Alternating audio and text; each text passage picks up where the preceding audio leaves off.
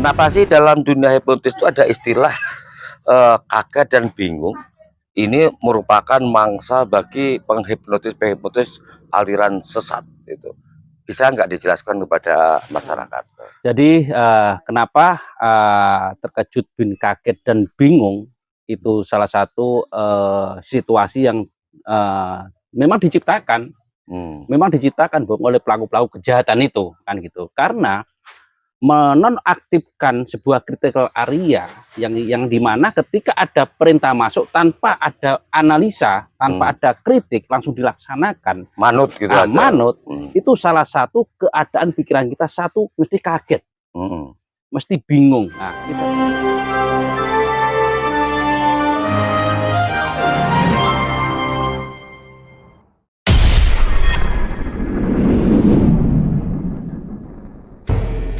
Assalamualaikum warahmatullahi wabarakatuh.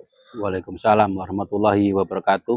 Pemirsa, kembali kami meronai ruang atasi Anda dalam sebuah acara Ngobos di Kampung Aclak. Nah, Ngobos di Kampung Aclak masing-masing punya singkatan sendiri, Bung Sugeng, yaitu Ngobos, ngopi bareng, obrolan santai.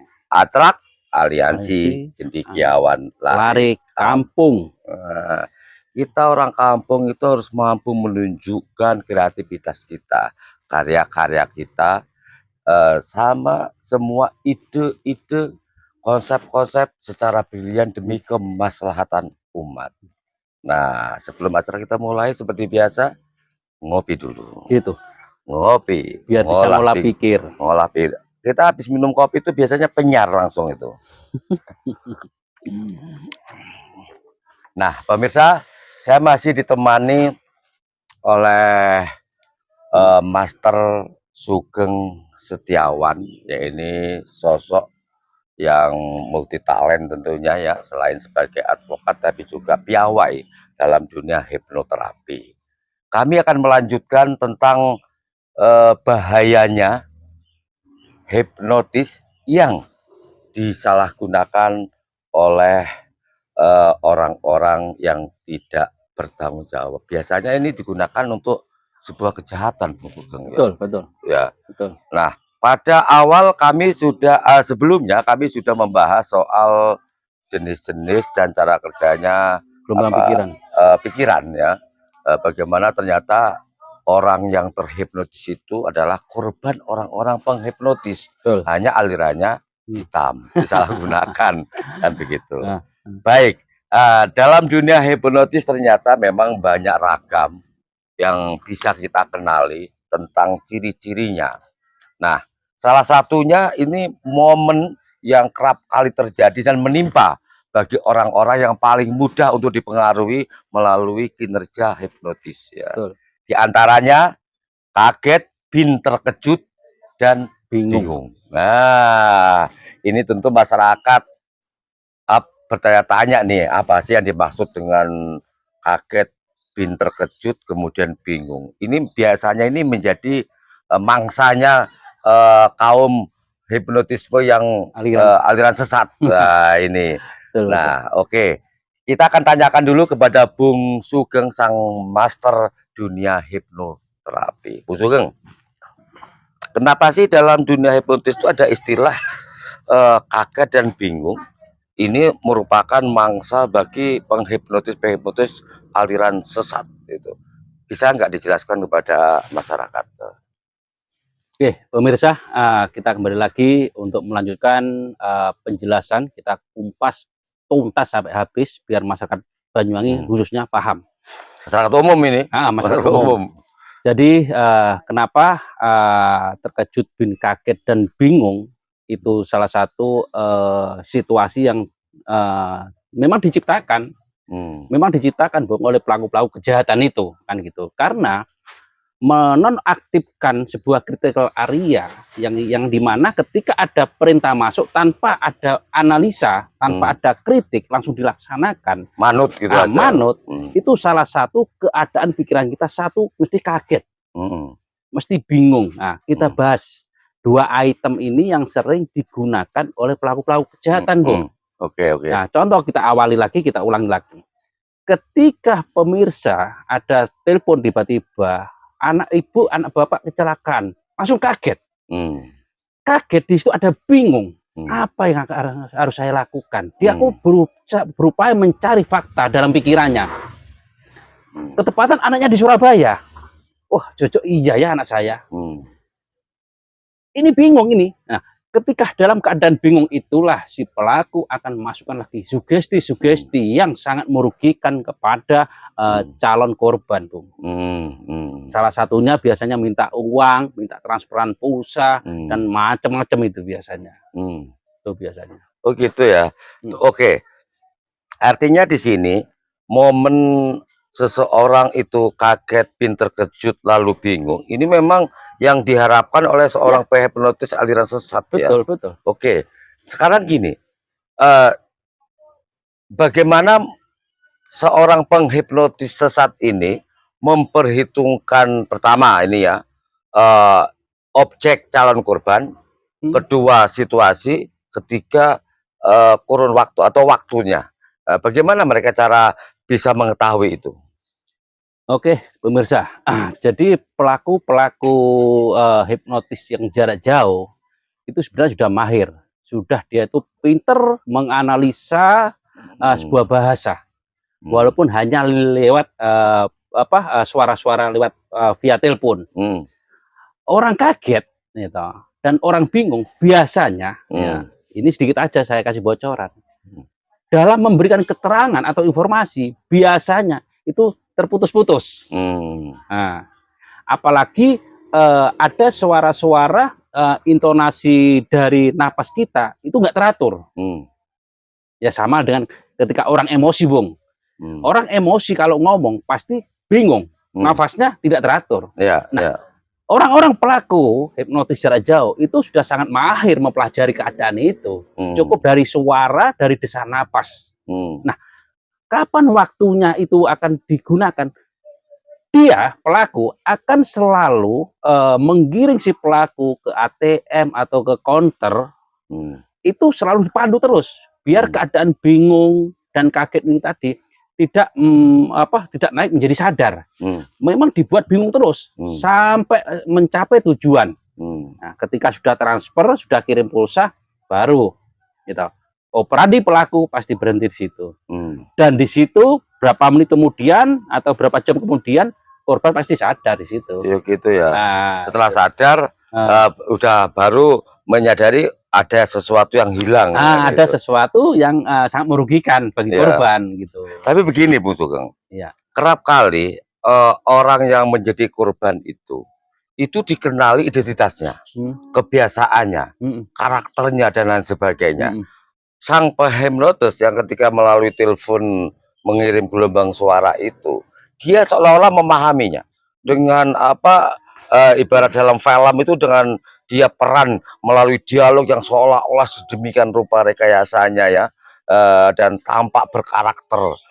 Tetapi dia sangat memahami calon korban ini siapa, di mana, bagaimana, dan seperti apa kebiasaannya. Nah, apakah ini kemungkinan orang ini memang tahu beneran sebagai orang dekat, ataukah ada kerjasama dengan seseorang yang memang ditunjuk untuk mempelajari calon-calon korban? Apa seperti itu? Jadi gini pemirsa, ini sedikit bicara tentang IT ya. Di dalam Facebook, syarat membuka aplikasi Facebook itu salah satunya harus memasukkan nomor HP di dalamnya. Nah, ketika nomor HP terlacak, dia punya nomor HP kita, pasti dia akan mencari koneksi ke Facebook. Nah, khususnya orang-orang Indonesia itu seneng narsis mengungkap semua hal-hal yang menyangkut pribadinya, keluarganya untuk di-upload ke Facebook. Gitu. Jadi pelaku akan dengan mudah mendeteksi. Contoh, ketika saya mendapatkan nomornya Bung Denny, ini nggak tahu namanya Denny itu siapa, yang penting saya punya nomornya. Ini akan saya berupaya mencari koneksi ke Facebook untuk mempelajari, mengetahui ya. Betul. biografi tentang Bung Denny itu siapa. Siapa sih namanya nomor ini? Oh, ternyata Denny. Punya anak berapa sih? Di mana tinggalnya sih? Terus profesinya apa sih? Nah, disitulah akan dipelajari secara psikologis oleh korban, oleh pelaku di sini, Penghipnotis ya. oleh pelaku. Nah, ketika materi-materi sudah cukup, baru materi inilah sebagai alat, kata jenengan tadi. Kok tahu sih saya hobinya itu bikin video, kok tahu sih saya hobinya berburu, berenang, olahraga, karena dia mempelajari di Facebook. Artinya ketika seseorang ya melakukan aktivitas apapun kemudian dipublish ke beranda Facebook ya, berkeluh kesah juga dipublish di berandanya, ini sesuatu yang sangat berbahaya bagi dirinya berarti ya. Saat ini sangat berbahaya, apalagi di situ dicantumkan gitu. Biasanya di apa itu di biodatanya Facebook itu apa profesinya, di profilnya, apa profesinya, sekolahnya di mana, istrinya, gitu. Kadang-kadang kita sendiri kadang upload sama anak, dicantumkan nama anak kita bersama keluarga ini, ya sama istri, kadang-kadang nama istri dan anak disebutkan. Ya. Nah, itu kadang-kadang dibikin alat untuk mempengaruhi korban, sehingga korban ya kok ngerti, jangan-jangan benar informasi ini anak saya kecelakaan, gitu loh ya. Artinya membahayakan dirinya sendiri dengan cara mengupload apapun aktivitas itu ya. Masalahnya saya lihat di beranda Facebooknya masing-masing itu kadang-kadang seolah-olah berandanya itu menjadi album pribadinya. Betul. Data pribadinya. Artinya itu justru memberitahu kepada publik tentang siapa saya, bagaimana saya, dan seperti apa saya. Berarti rahasia itu hanya terekam oleh mereka. Gitu. Oke, ini kan baru bicara medsos ya. Facebook itu kan pacebuk, itu kan medsos. Ada kemungkinan enggak selain itu ketika tahu tentang identitas calon korban itu ada peranan orang-orang dekat di sekitarnya atau orang-orang yang nggak jauh dari si korban itulah misalnya, ada kemungkinan nggak itu terjadi? Tidak. Jadi murni pelaku mencari data full bucket pengumpulan bahan keterangan itu dari koneksi sosmed kita. Sosmed ya. Iya, baik IG maupun dari Facebook.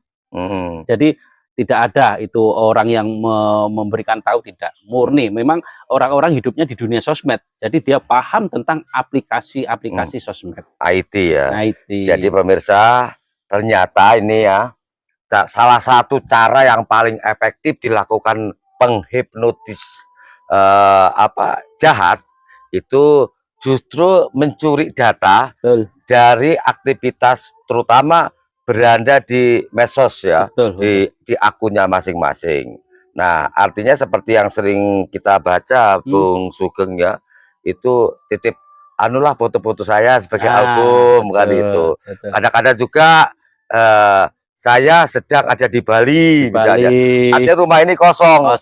Berarti rumah ini bisa ada peluang untuk dilakukan kejahatan, kan begitu. Nah, untuk itu pemirsa, ini perlu apa yang disampaikan oleh Bung Sugeng tadi menjadi atensi khusus. Ternyata bahwa kita yang suka mengpublish yang namanya foto-foto ataupun kegiatan tentang pribadi kita justru membahayakan diri kita sendiri. Betul. Oke.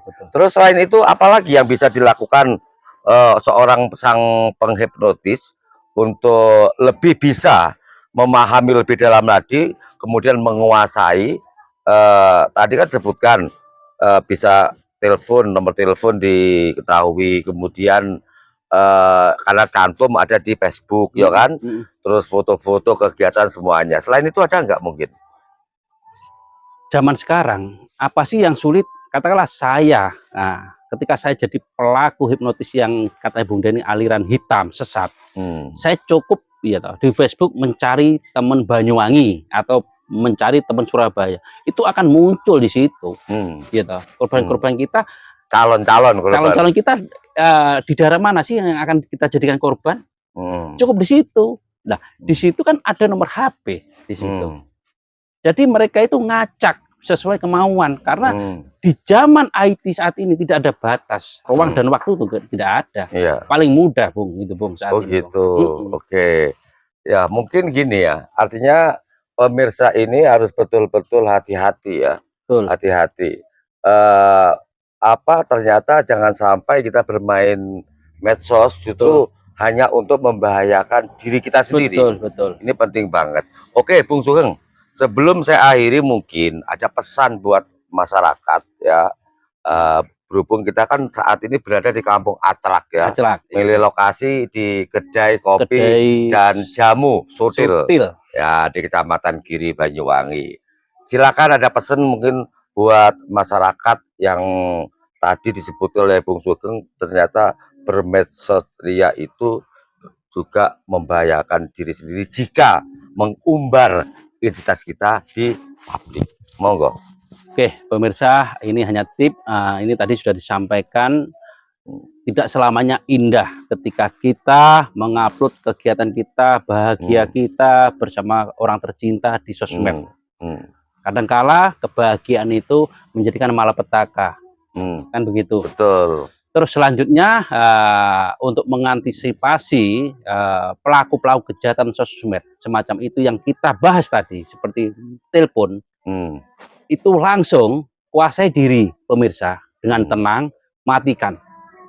Langsung matikan, cari informasi akurat. Contoh, ketika pemirsa mendapat informasi, betul Pak, ini Bapak Budi, betul nggak Bapak punya anak di Surabaya?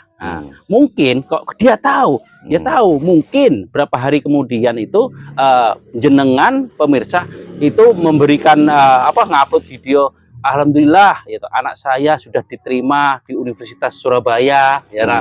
Nah, disitulah sebagai bahan pemirsa untuk pelaku-pelaku, sehingga jawabannya sampean, oh iya betul Pak, ini anak Bapak kecelakaan di Wonokromo. Nah, ketika mendapat informasi macam itu, jangan diikuti pemirsa.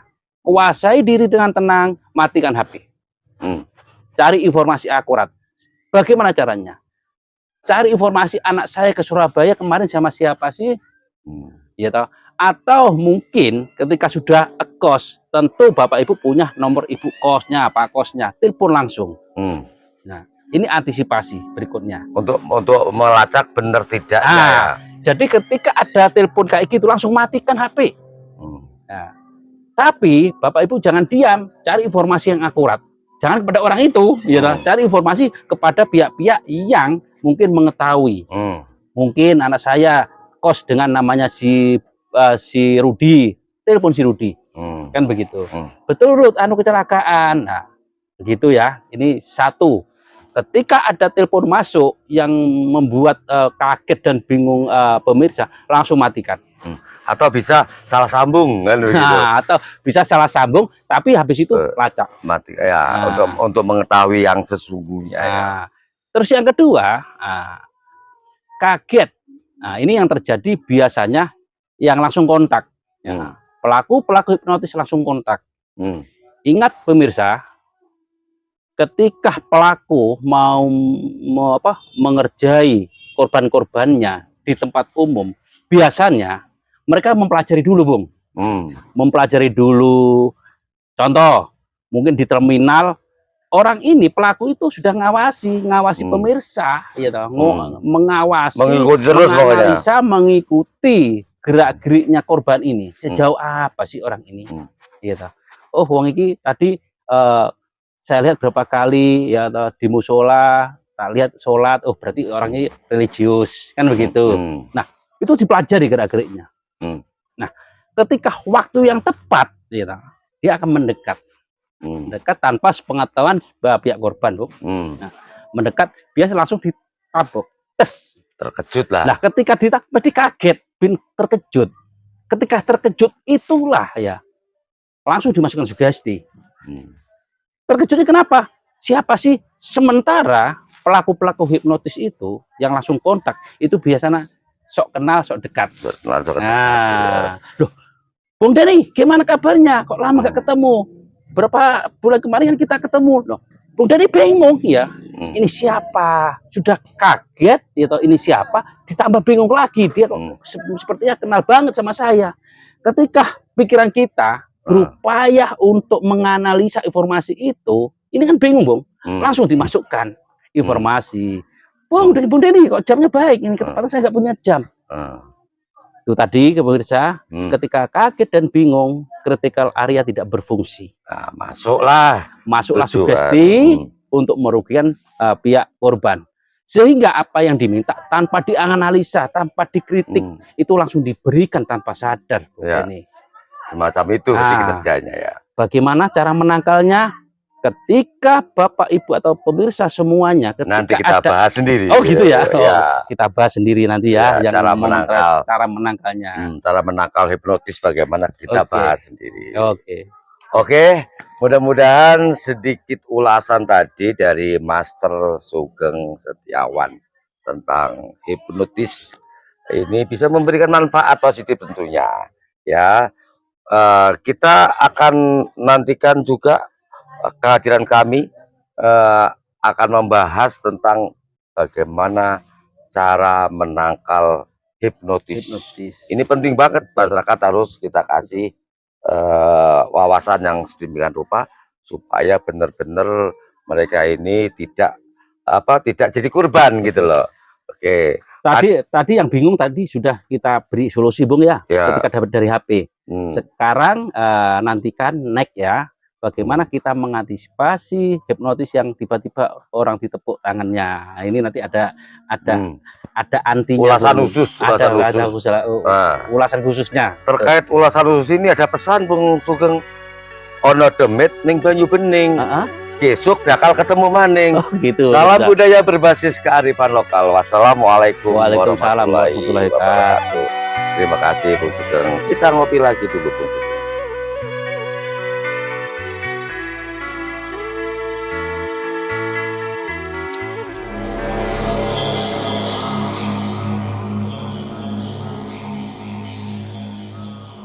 Oke, Bung Sugeng, di Kampung Atlak itu dari berbagai ragam kompetensi dan kepakarannya, kami menandai dengan sebuah kaos atau t-shirt, dan kaos itu bertuah, berasa seperti halnya jimat. Oh gitu ya. Maksudnya bertuah berjimat itu ketika orang mengenakan kaos itu, maka dia akan tersugesti seperti pesan di dalam kaos itu. Berarti jimat itu siji harus dirawat ya? Betul. Nah, cuma satu memang ini. Oh gitu ya. Seperti apa wujudnya kita lihat dulu. Kita buka. Wah luar biasa ini. Ya kita buka dulu, Bung Sugeng. Kita maknai dulu satu persatu ya. Ini Atlak ya. Atlak ini aliansi cendekiawan lari kampung pemirsa. Jadi cendekiawan bukan dimiliki orang kota loh ya, orang kampung ini. Maka berbanggalah jadi orang kampung. Termasuk saya kelahiran bawah lereng Gunung Raung. Sama saya juga orang kampung. Oh ya gitu dari sama Pantun Jatah saya. Oh gitu ya. Dan kenapa orang kampung itu cendekiawan?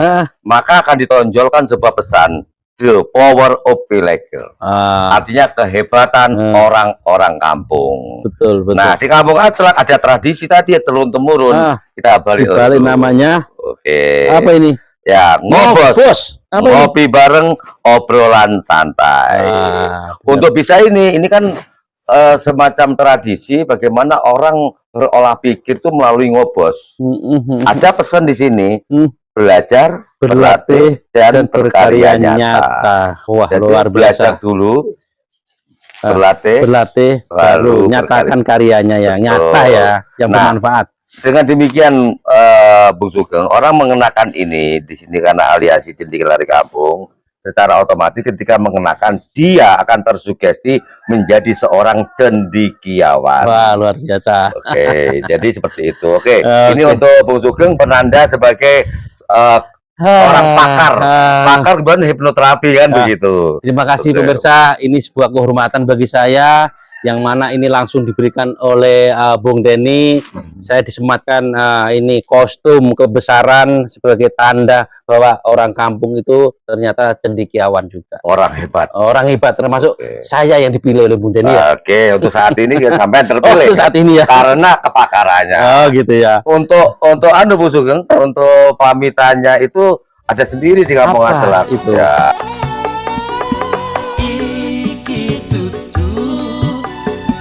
Kesenjangan tak